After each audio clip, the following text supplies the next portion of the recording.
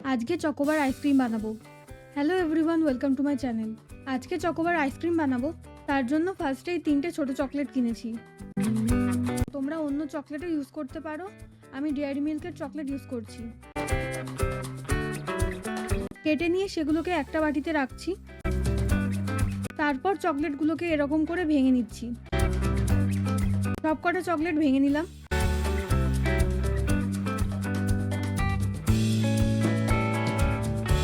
এরপর একটা জায়গাতে কিছুটা পরিমাণ জল নিয়ে সেটা গরম করে নিলাম। জল ফুটছে, চকলেটের বাটিটা গরম জলের ওপর বসালাম। ডাবল বয়লারের সাহায্যে চকলেট গলিয়ে নিচ্ছি।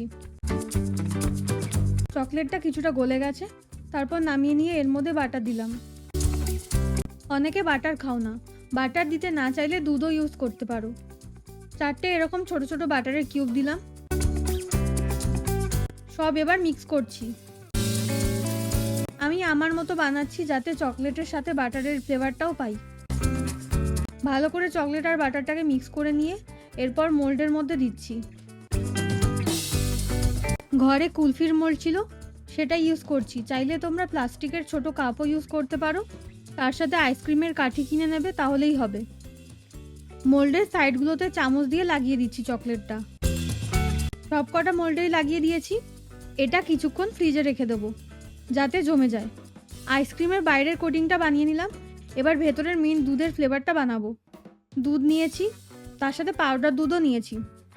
কাজু বাদাম আর পেস্তা, এলাচ powder, vanilla essence, condensed milk আর কর্নফ্লাওয়ার নিয়েছি। দুধটা গ্যাসে বসিয়ে দিয়েছি। ফার্স্টবারে এখন ফ্লেমটা হাই রেখেছি যাতে দুধটা ফুটে যায়। এরপর কমিয়ে ঘন করে নেব।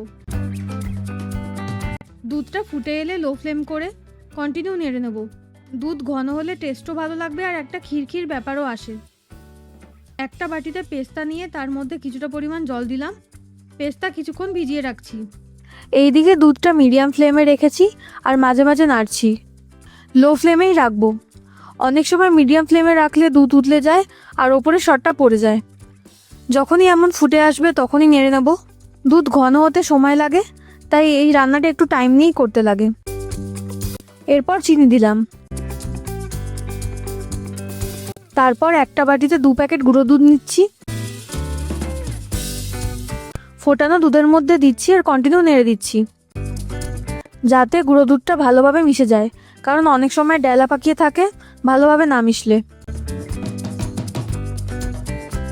বারবার দুধটা হাতা দিয়ে নাড়ছি। এরপর 1 ক্যান কনডেন্স মিল্ক ঢেলে দিলাম।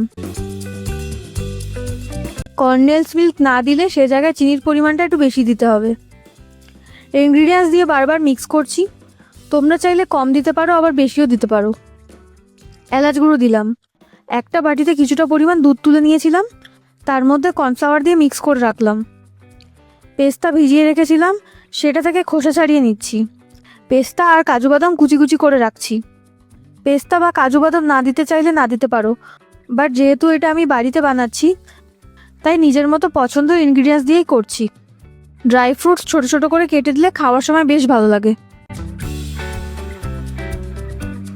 দুধটা যখন এমন ফুটবে কর্নফ্লাওয়ার মিক্স করে দুধে ঢেলে দিলাম। কর্নফ্লাওয়ার দেওয়ার পর দেখো এবার দুধটা কতটা ঘন হয়ে গেছে। টেক্সচারটা যখন এমন থাকবে তখন গ্যাস অফ করে দুধ নামিয়ে নিলাম। ঠান্ডা করে নেব। ঠান্ডা হওয়ার পর দেখো দুধটা আর একটু ঘন হয়ে গেছে। এর মধ্যে অল্প ভ্যানিলা এসেন্স দিয়ে মিক্স করছি। ফ্লেভার যখন দেবে তার আগে দুধটা একদম ঠান্ডা করে নেবে। গরম দুধে দিলে পরে অল্প তেতো ভাব চলে আসে, আমার এক্সপিরিয়েন্স থেকে বলছি। যাই হোক, এবার একটা মিক্সার জারে ঢেলে দিয়ে তার সাথে পেস্তা আর কাজু বাদাম কুচি দিলাম। চাইলে পেস্তা কুচি এখন না দিয়ে মিক্স করার পরেও দিতে পারো।